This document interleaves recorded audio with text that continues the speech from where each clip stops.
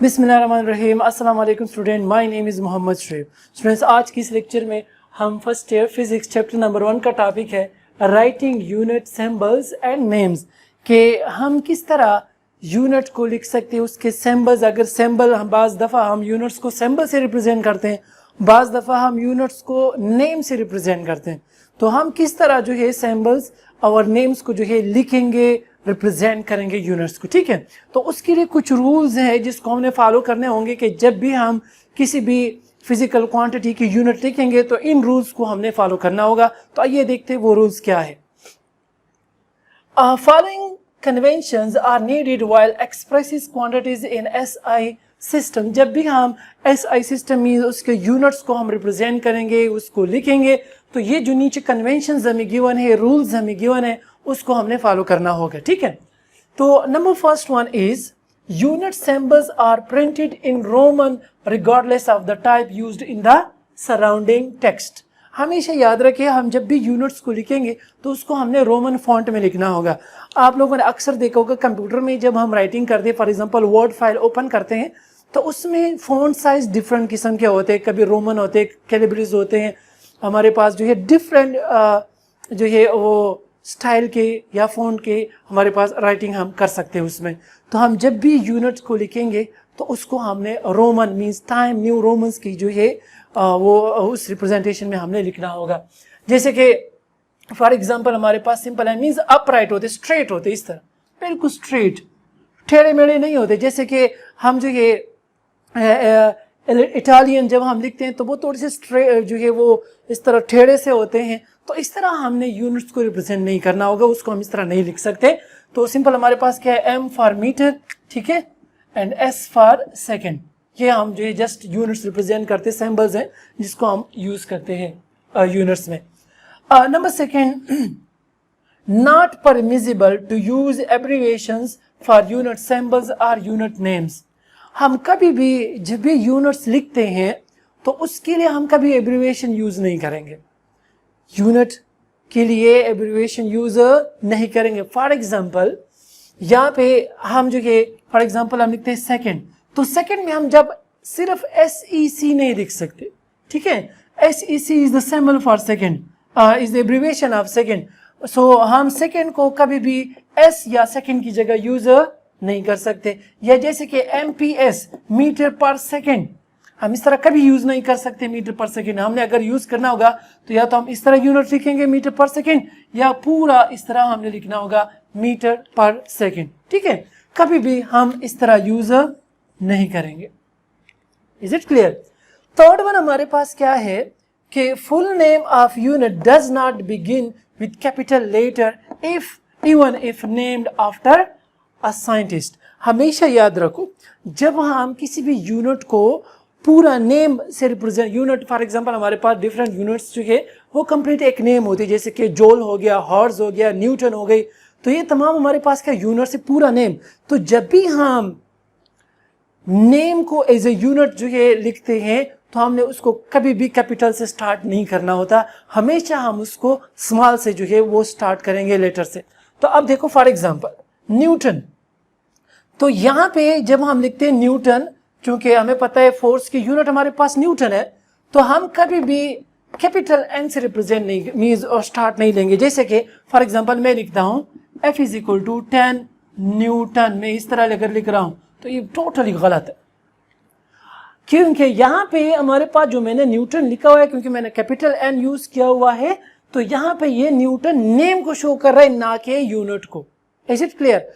हम जो है जब भी यूज करेंगे तो हम इस तरह स्मॉल में लिखेंगे, लोअर केस में न्यूटन, तो ये हमें क्या शो कर रहा है, name of unit. For example अगर हम पूरा नेम अगर मैं लिख रहा हूं तो फिर मुझे इस तरह लिखना होगा न्यूटन। अब ये ठीक है, अगर मैंने पूरा नेम लिखना है तो कभी भी मैंने कैपिटल से स्टार्ट नहीं लेना है, हमेशा हमने स्मॉल से स्टार्ट लेना है, क्योंकि अगर हम कैपिटल में लिखेंगे तो वो हमारे लिए यूनिट को नहीं बल्कि जस्ट साइंटिस्ट के नेम को रिप्रेजेंट कर रहा होता है। तो ये आपने ध्यान में रखना होगा। Number fourth one is the symbol of a unit named after a scientist has initial capital letters। बाज़ दफ़ा हमारे पास यूनिट्स जो है वो साइंटिस्ट के नेम से जो है रिलेटेड होते हैं, उस साइंटिस्ट के नेम को ही हमने यूनिट जो है यूनिट को हमने साइंटिस्ट का नेम ही दिया होता है। ठीक है, या साइंटिस्ट के नेम के ही यूनिट्स होते हैं। तो जब भी हम वो यूनिट्स लिखते हैं और उसके लिए हम सिंबल यूज करेंगे तो वह मस्ट हमने कैपिटल से स्टार्ट करना होता है, या हमने सिंबल जो है वो कैपिटल ही लिखना होता है। फॉर एग्जाम्पल हमारे पास क्या है, न्यूटन। तो हम न्यूटन की, चूंकि न्यूटन हमारे पास क्या साइंटिस्ट का नेम है, तो उसको अगर हम एज ए यूनिट यूज करेंगे तो हम कैपिटल एन जस्ट यूज करेंगे, सिंबल। हम स्मॉल एन से रिप्रेजेंट नहीं कर सकते। फॉर एग्जाम्पल जैसे कि मैंने यहाँ पे नेम की बात की, तो अगर मैं लिख रहा हूँ F = 10 न्यूटन, तो ये बिल्कुल ठीक है। अगर मैंने जस्ट सिंबल यूज करना है तो मैं कैपिटल एन से यूज करूंगा, रिप्रेजेंट करूंगा। अगर मैं इसको इस तरह लिखता हूँ कि F = 10 न्यूटन स्मॉल एन लिखता हूँ तो ये गलत है। सिंबल में हमने कैपिटल लिखना होगा, जबकि नेम में हमने स्मॉल लिखना होगा। ये बातें आपने ध्यान में रखनी होगी। Similarly pascal, PA for pascal, HZ for hertz etcetera. अब बात स्टूडेंट फिर क्वेश्चन ये करते हैं कि स्टूडेंट यहाँ पे तो कि सर यहाँ पे तो हमने A जो है वो स्मॉल लिखा हुआ है, सिमिलरली यहाँ पे इस केस में हमने Z को स्मॉल लिखा हुआ है। तो स्टूडेंट याद रखें, इनिशियली जो फर्स्ट लेटर होगा उसको हम कैपिटल लिखेंगे। तो यहाँ पे फर्स्ट हमारे पास क्या है, P, तो उसको हम कैपिटल P यूज करते हैं। पास्कल, तो पास्कल के जो सिंबल यूज हो रहा है वो PA है, इसलिए हम जो है उसका जो फर्स्ट लेटर है वो हमने क्या लिखना होगा, कैपिटल। सिमिलरली हर्ट्ज में HZ दोनों यूज होते हैं, ठीक है, which is the unit of frequency. तो हम कैपिटल H यूज करें, उसके बाद जो Z है वो हम स्मॉल लिखेंगे। हम कभी भी दोनों को जो है वो कैपिटल नहीं लिख सकते, क्योंकि हमने इनिशियल वर्ड जो लेटर जो होगा वो हमने क्या लिखना है, वो कैपिटल लिखना होगा। Number 5 one is the combination of units is written each with one space apart. जब कभी हमारे पास कभी कभी इस तरह होते हैं, ऐसी फिजिकल क्वांटिटीज हैं जिसकी हमारे पास जो यूनिट होती है वो मींस 2 फिजिकल क्वांटिटी की यूनिट के बराबर होती है, ठीक है। तो जब हम इस तरह की यूनिट लिख रहे होते हैं तो उसमें मस्ट हमने स्पेस जो है वो छोड़नी होगी। For example newton metre, so newton metre is a unit of torque, ठीक है। टार्क की यूनिट जो है वो है न्यूटन मीटर, ठीक है। तो मैं इसको कभी भी इस तरह नहीं लिख सकता कि डायरेक्ट में इसको जो है कंबाइन लिख लो, टच नहीं लिखूंगा, बल्कि इनके दरमियान मुझे मस्ट सिंगल स्पेस छोड़नी होगी। ऐसा भी नहीं है कि आप इस तरह लिखे कि न्यूटन यहाँ पे लिखे और मीटर यहाँ पे लिखे, फिर भी गलत है। सिंगल स्पेस आपने छोड़नी होगी, इससे ज्यादा आप इसमें स्पेस नहीं रख सकते। तो आपने ध्यान में रखना होगा कि जब हमारे पास कॉम्बिनेशन आ जाती है यूनिट्स की, अब न्यूटन फोर्स की यूनिट है, m जो है हमारे पास लेंथ की यूनिट है, दोनों कंबाइन होकर हमारे लिए टार्क की यूनिट बना रही है न्यूटन मीटर। तो जब 2 यूनिट्स या कॉम्बिनेशन ऑफ यूनिट्स आती है तो उसमें हमने मस्ट जो है स्पेस छोड़नी होगी। अगर मैं इस तरह लिखता हूँ फिर भी गलत है, इस तरह लिखता हूँ फिर भी गलत है, ये सही है, ठीक है। तो this is the right method to write 2 या combination of units. Is it clear? अब कुछ और भी इसके कन्वेंशंस या रूल्स हैं, अब वो हम देखते हैं कि वो कौन से हैं। Now the next rule is number 6 कि the prefix should be written before the unit and without any space.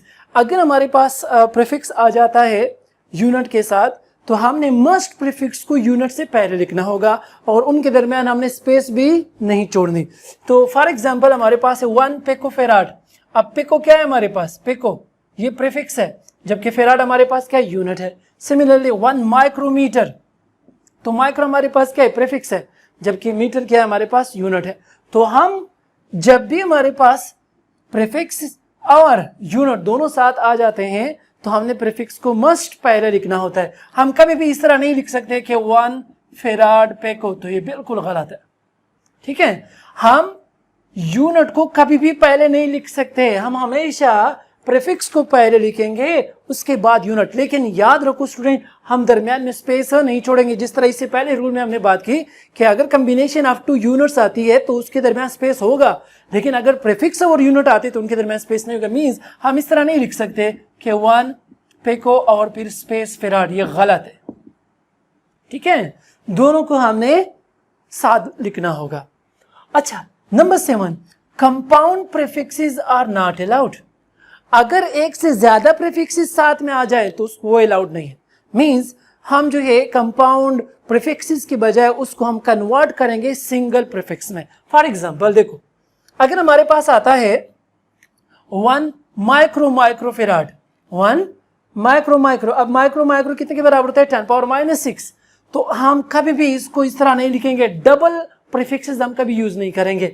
Is not allowed but should be written as 1 picofarad, ठीक है, क्योंकि हमारे पास माइक्रो और माइक्रो जो ये पिको के बराबर है।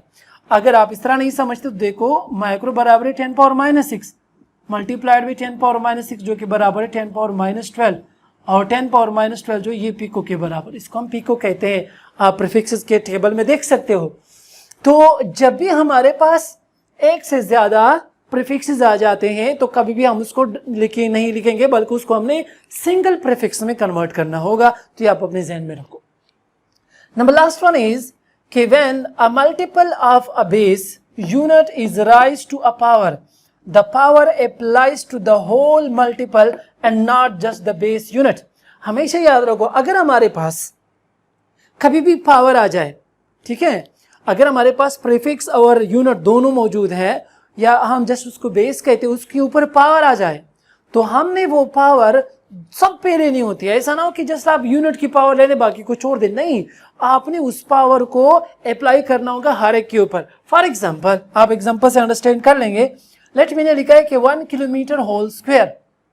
अब ये जो स्क्वायर है ये 1 के ऊपर भी होगा, ये जो स्क्वायर है ये के ऊपर भी होगा, ये जो स्क्वायर है ये m के ऊपर भी होगा। ऐसा नहीं कि आप जस्ट यूनिट का जो है स्क्वायर ले लें और बाकी को छोड़ देना, सबका लेना होगा। तो यहाँ पे अगर मैं देखूं, फिर से लिख लेता हूं, क्योंकि k जो है हमारे पास 10⁻³ के बराबर है, किलो, ठीक है, प्रीफिक्स है।